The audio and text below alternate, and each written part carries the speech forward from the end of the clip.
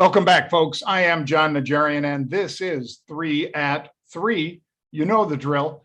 3 at 3, we bring you unusual option activity that we have found through the Heat Seeker algorithm and our team at Market Rebellion, as well as our sentiment indicators, where we're using the full fire hose of Twitter and Wall Street Bets, Reddit, and that crowd.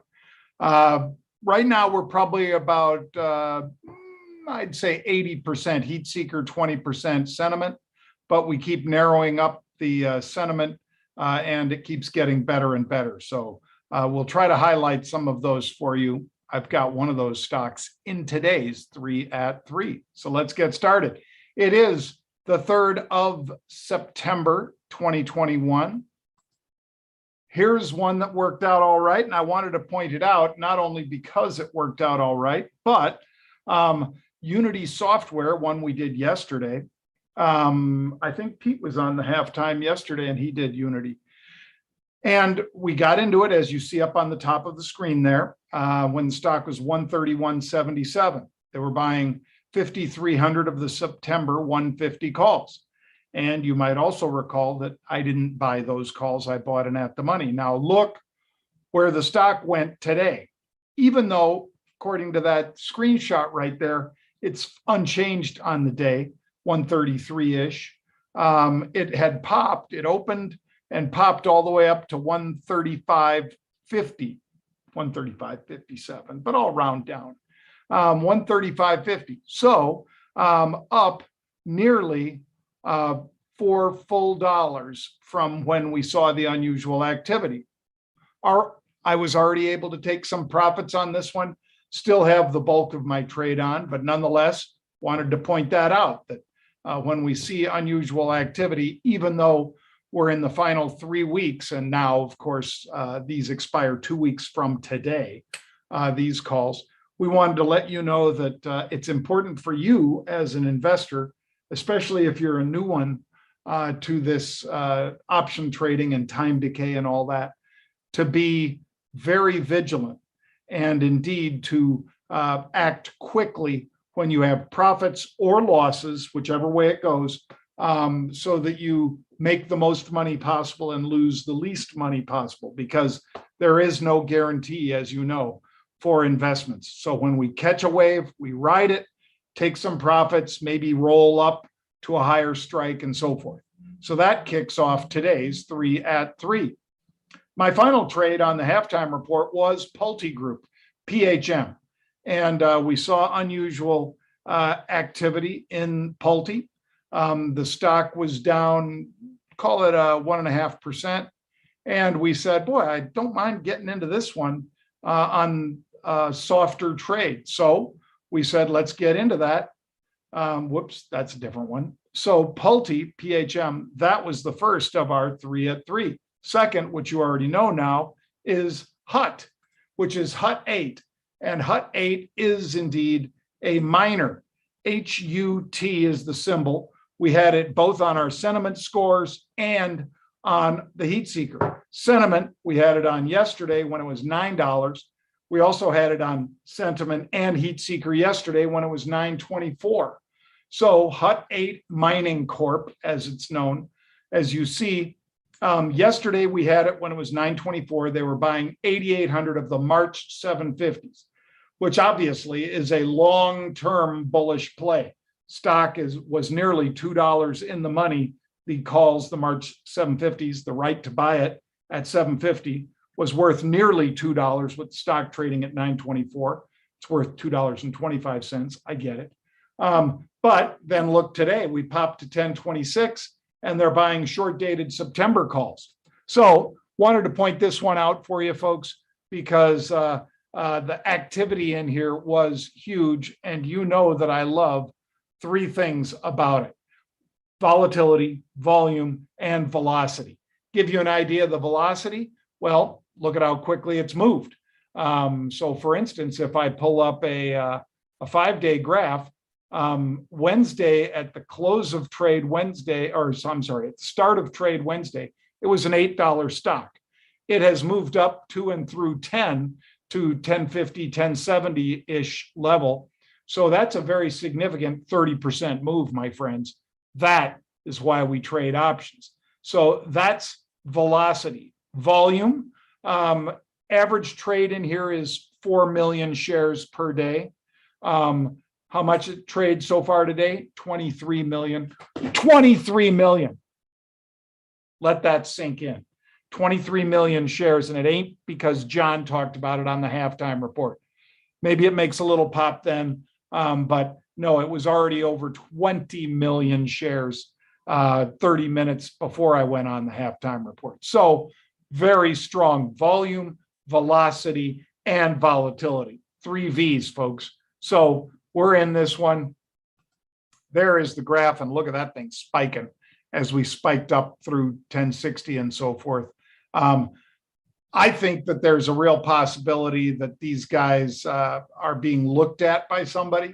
But nonetheless, given that the last trade we have is September options, I am going to be nimble because you've already heard me preach about how you need to take profits and cut losses. Not going to say one louder than the other. They're both very important to you when you are trading. So make sure that if you're in here and you see some activity, like look at where it was July 19th, it's $3 stock. HUT has more than tripled since then.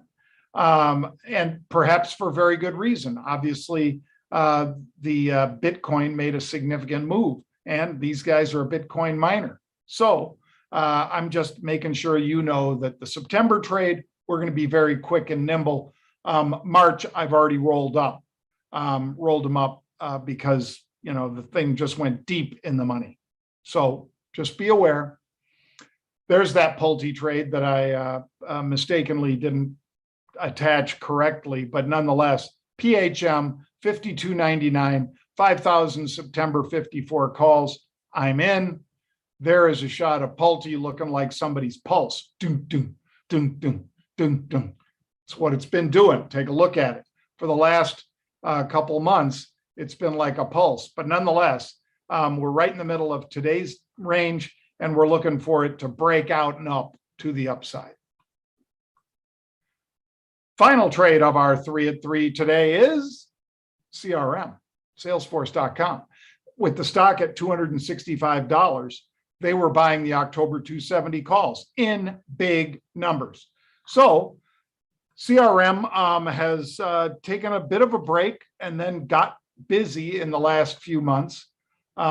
If you pull up a year-to-date chart, you'll see what I mean, because it was just kind of flopping around between, you know, the just under 200 and just over 200. But now it has moved pretty substantially to the upside, and we're pushing the 52-week high right now. So when you take a look at the options here, do you want to buy the 270s? I can't fault you if you want to buy the 270s, but it's not the one that I'm going to pick. I'll tell you what I did trade because I'm pulling it up here. These are regular October. October 1st is the first expiration. Thus, the 8th is the 2nd, the 15th is the 3rd. 250s, no. The 270s, that's one that you could buy for $12.77. I chose to buy the 270s and hope to trade this one effectively by selling a higher strike against it. I've got a little time on my side, so I'll play it that way. There's a chart of Salesforce.com. So trading near the highs of the day, nice 4 million share turnover into the long holiday weekend. Now let's talk questions. If you have questions, I'll try to have answers. At Jon Najarian, that's John without the H, Najarian. Merck, this Merck call seems to be finding legs. I remember this was a longer term play out in December. Are you holding this one longer, sir? Thanks in advance for all you do. From Agave Monk, whose handle is Tequila Vibe. Well, I love that, Tequila Vibe. Thank you very much. So yes, we are in Merck calls, MRK, and I'll show you why. Stock is 77.25. There are the two most recent hits, 78 and 76. They were buying December 8250s, the one you're talking about.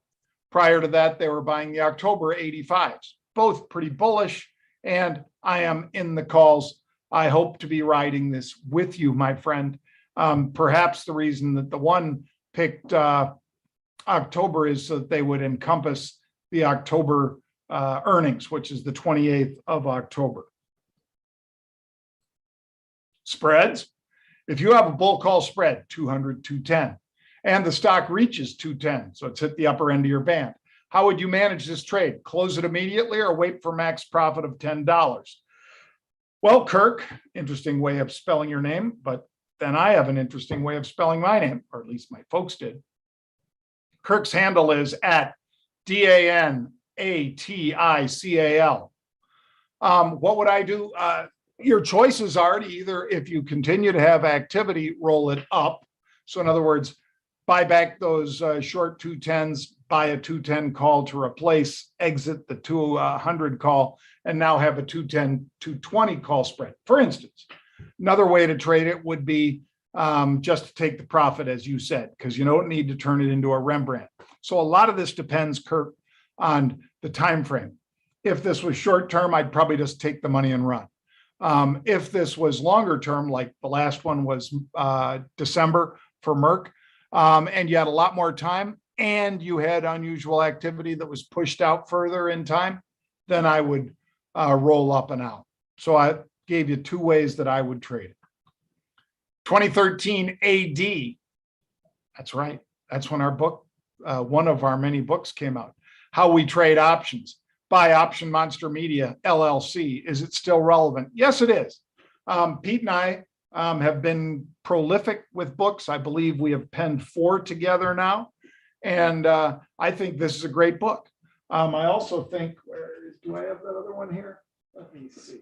Just check. Just check it. Nope. Don't have the other one right here handy. Or do I? Nope, I don't. So sorry about that. I don't have the newest book handy here. That would have been a good prop. But I think the new one's great. And we're gonna have a big media campaign about the new one again. But I think this one, How We Trade Options, equally good. We have a lot more on spreads in the new one. So you decide which one's more appropriate if you're a beginning investor or if you're more intermediate to advanced. Well, that's going to do it for us today, folks. You can go to marketrebellion.com/get started to learn more about subscription business, trading stocks, options, futures, cryptocurrencies, you name it. We got all of that at Market Rebellion. I encourage you to check it out because if you need a coach, if you need a mentor, in other words, a little more hand-holding than just the online courses we offer, we have that as well. Go to marketrebellion.com/get started for more. Thank you, folks. Have a great long weekend. I hope you enjoy, and I'll see you back here Tuesday, not Monday.